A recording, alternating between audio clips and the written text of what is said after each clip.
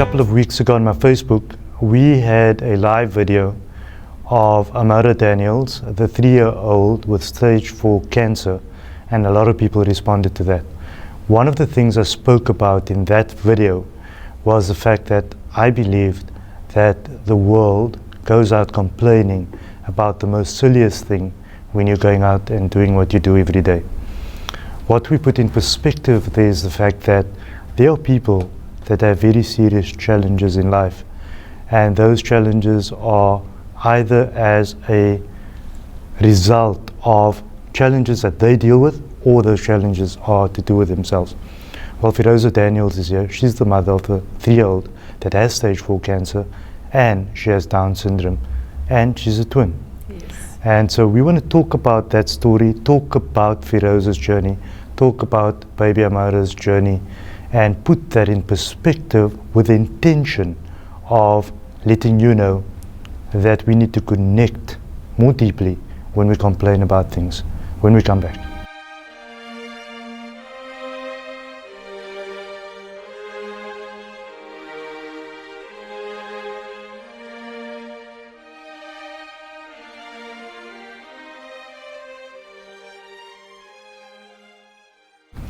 Welcome back. I'm talking to Feroza Daniels, the mother of the 3-year-old that has Down syndrome and stage 4 cancer. We're going to explore their life and find out how that's going and put all of that into perspective.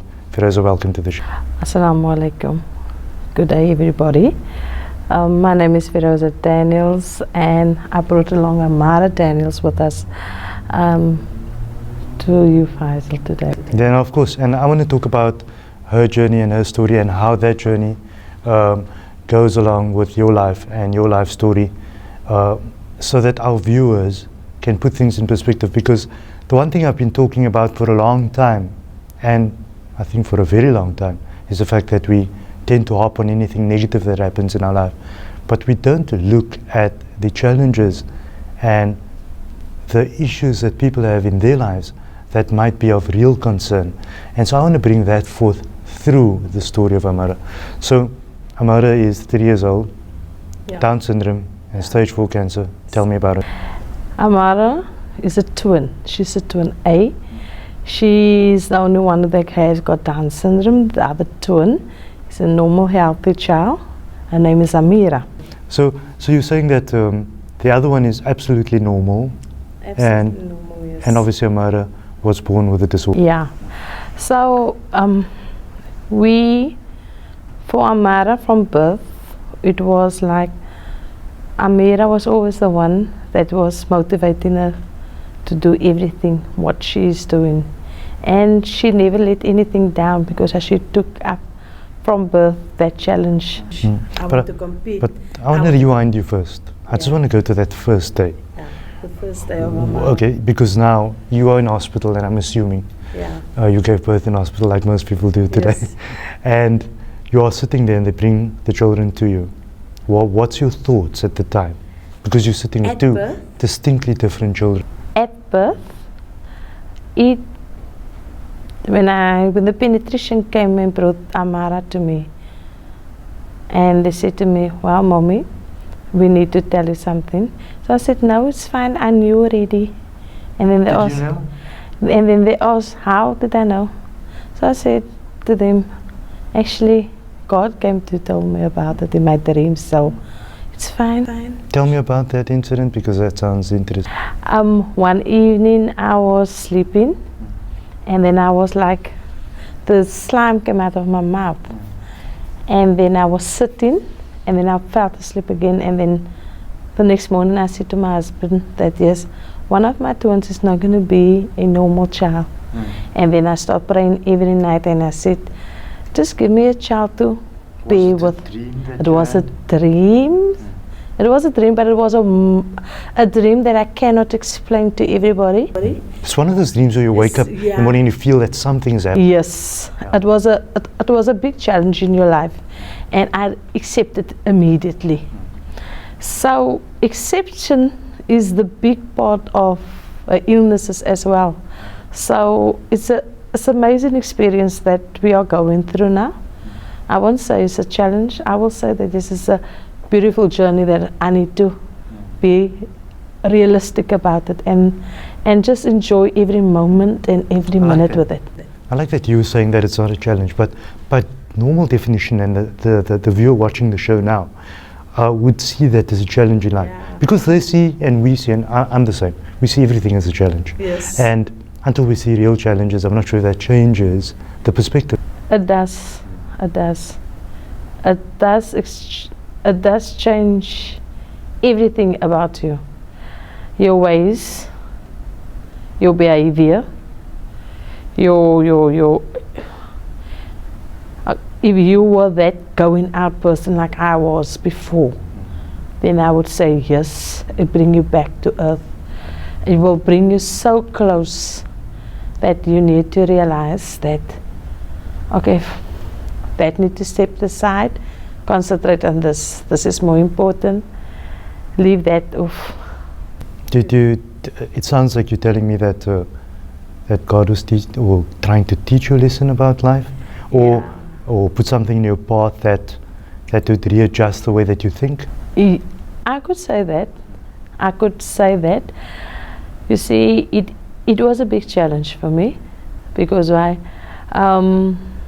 as a young person, I won't say young anymore, but we tend to keep ourselves still young and invincible. Yeah, and just enjoying life.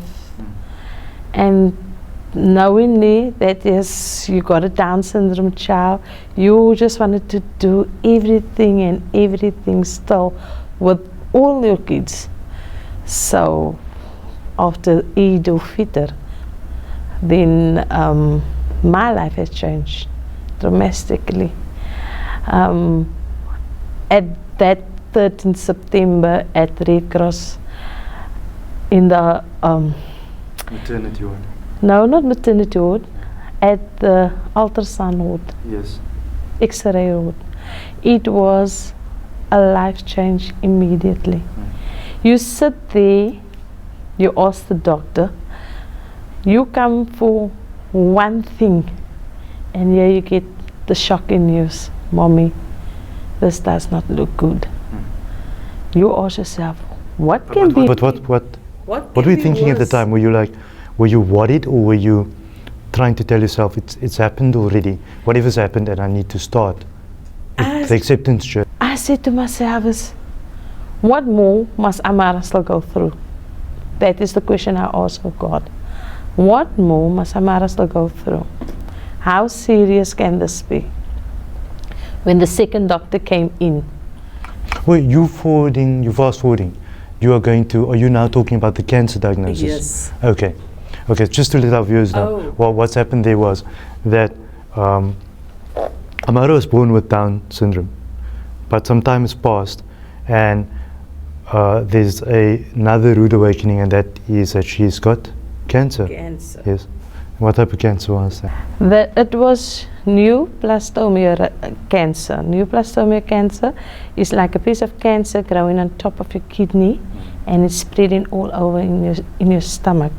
Now there's different type of cancer. So is there a tumor in the stomach? It's like a big mass tumor in the stomach, yes. For us, exception was the most important thing. But you're talking about two different things. Yeah. You're talking about when you found out she's got Down syndrome, and that was, I think that was part of the plan, and that could be accepted. But now you're talking about and not that, you're talking about, I think that, and I don't want to say this and this gets misconstrued, so let me word this properly. I want to, it's like you have a normal child that develops cancer, and the shock is there, and it's, but it's different with Amaarah. You're probably asking the question, I've already been through this, she's been through all of this before, so how this on top of that? Let me take you through, Faizal, the day when she was born. When she was born, the pediatrician came to me, said to me, Mommy, your child got Down syndrome, genetics. I said to them, okay. The next day, they took some tests on her. They said to me, wow, Mommy, there's more to it. I said, what more? They said to me, wow, the kidneys is a bit large and there's 2 holes in the heart. Okay, which is very common in Down syndrome. Which is very common. And the lungs are weak. If she do not recover at Gageville Hospital, they will send her to Red Cross. She stayed there for 2 weeks at Gageville Medical Hospital with a sister along her side, and she recovered. Most great, most merciful, she recovered. She came home the 2nd week, and her first twin came home the 1st week. And as Amaarah grew, we attended Red Cross for the heart and for the kidneys. The lungs was fine. As they grew older, Amaarah also had received double pneumonia when she was 1.5 years, also at Gageville Medical Center. Amaarah survived it. We still attend the Red Cross for rectal clinic. No medication, no operation, nothing. She's like just recovering on her own base, on her own time. Everything took so great on her own time. And she have learned me not to be in a hurry. Everything. To have patience. Just to have patience and just to go with it. And so she have taught me that, to have patience. Don't be in a hurry, have patience. So that already was my biggest challenge in life. How will I deal with it? I dealt with it. I dealt open arms. Do you believe that you fully accepted everything that's happened? Yes, I would say yes. The cancer? The cancer, yes. You know that could go either direction? Either direction. 5 years down the line, we could be having a different outcome. Do you accept that? I do. As I say, as much faith and much belief I have, there is a time that I need to let go. And if have you thought about that day? And scary.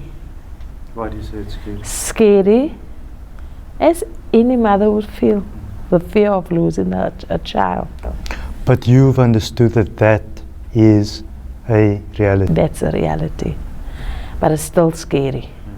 Because as a child, as afraid as any mother can be, and the blessings I receive from Amaarah, it's still scary. Sorry. It's still scary. And it's, we know that yes, she will reach the way to paradise. And does a part of you still have that hope to say that although that we're sitting in a very precarious position, we've had complications from day one, we've got the cancer, we've got inside all of that because of a condition of Down syndrome, we have communication problems in between. Does a part of you feel that you'd be able to push this as far as you can? Yes, that's what I'm trying to do. That is the biggest challenge in my life. Let's give it a try. Let's take it one day at a time. If it's a time, it's a time. If it's not. Does your husband feel the same? I cannot speak for my husband because my husband's not a person that speaks out. Bad. But do you know that he's, do you try and understand what he's feeling? Then his part. This is his golden apple. Amaarah is his golden apple. And fearfully, it actually brought him to a part where he and she just bonding just more ever than whatever. He's like overprotected over Amaarah. Where I will still treat Amaarah like a normal child. But knowing she have got cancer, I will just be trying for Amaarah not to interact too much with anybody. So there is that fear, and there is also that I would so much want my child still to be a child. Knowing that she's sick, knowing that she's ill, I would still want my child to be that child. It's like, you know, that it's like you're facing death. It's like you're facing death. There's a part of you, and I'm not sure about this because, and I'm going to probably pose a fairly difficult question to you. Does a part of you at certain times feel that it would be better if it just all ended? To tell you the honest truth, I never think about that. You never thought about it? I never thought. So you never feel burdened by the pressure? And I know that I understand that you'll carry the burden as much as you can with a smiling face. But I'm saying for her sake, do you sometimes feel, why do you need to go through all of that? No. So it never crosses your mind? Never crosses my mind. And to tell you the honest truth, the biggest challenge that I got in life is that I will rather make ends meet to have around me than to take the short route. So you would go through anything to make sure that she gets the best that she's supposed to get?